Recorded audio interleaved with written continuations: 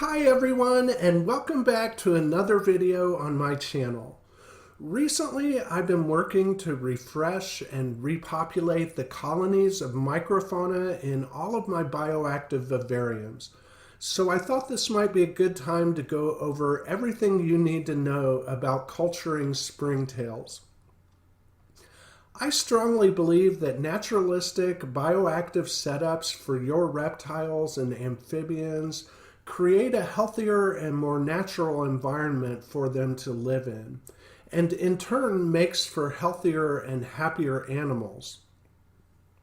By having a natural decomposition cycle in the enclosure, debris like fungus, mold, leftover food, feeder insects, and animal waste are eaten and broken down by the microfauna in the substrate and returned into the system as nutrients, which helps plants grow.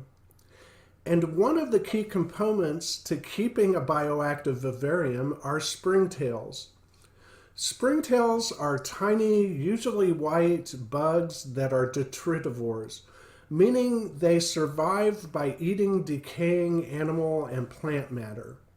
A healthy population of springtails in your vivarium will do a lot towards keeping it clean and fresh.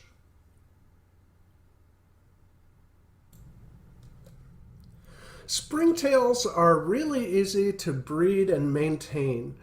You can see here that I have a larger master culture of springtails that I use to create new cultures for seeding the vivariums.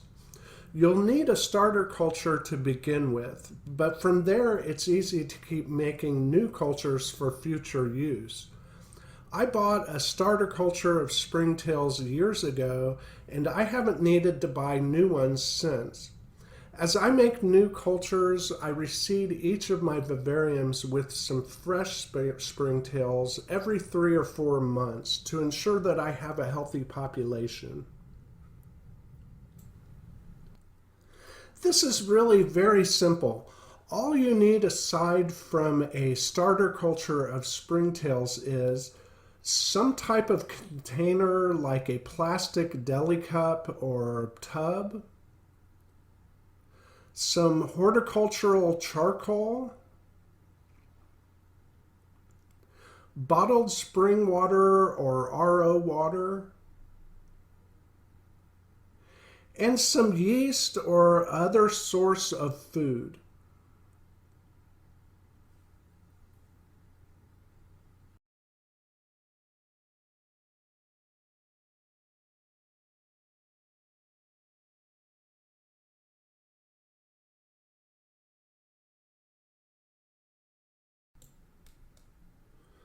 To make your culture, just follow these steps. First, fill your container about 1/3 to halfway full with horticultural charcoal. People use other substrates as well for raising springtails like cocoa fiber or orchid bark, but I think charcoal is the best substrate for them because it keeps the water clean and doesn't attract unwanted bugs like mites. Next, put enough water into the container to be about 1 or 2 inches from the bottom of the container. Then add your springtails to the container. Since springtails float, all you have to do to transfer the springtails from one place to the other is pour some water in with the springtails and tilt the container until you see them floating in the water, and then pour them off into the new culture. Sometimes I use a big spoon to scoop them up.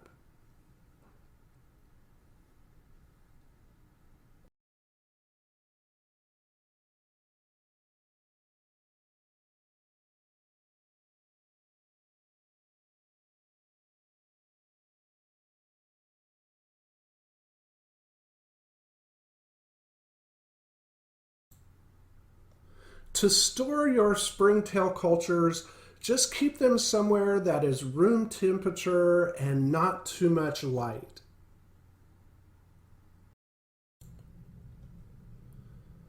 You'll need to feed your springtails occasionally.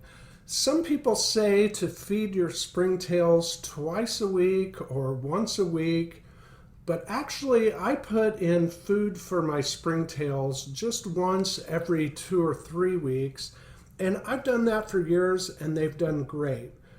I usually use this springtail food that I get from Josh's Frogs, but you can also feed them yeast or fish food or even grains of rice.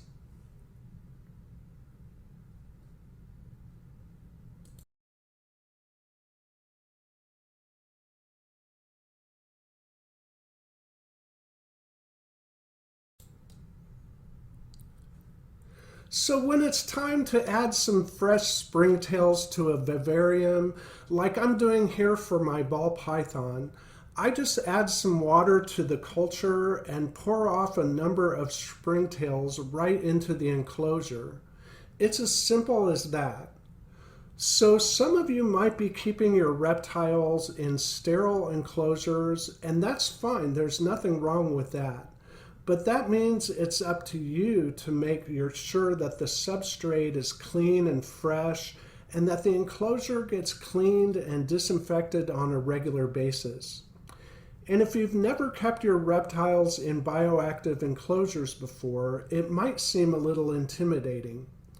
And I would say that it takes a little bit of experience and practice to keep everything in balance so that the vivarium sustains itself as a living ecosystem over time. And how you do that can be different depending on if it's an arid or a temperate or a tropical environment. So if you do decide to go bioactive, there is a bit of a learning curve and some research that you would need to do. But for the benefits that both you and your animals would get from it, I really would recommend it. Take Jerry's enclosure, for example.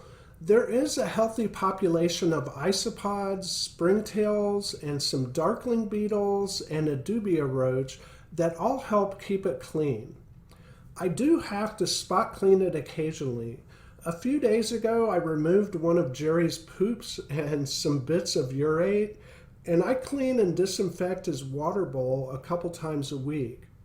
But aside from that, it pretty much takes care of itself. And I can put my face in this enclosure and breathe in deeply, and it smells as fresh as a pristine forest floor.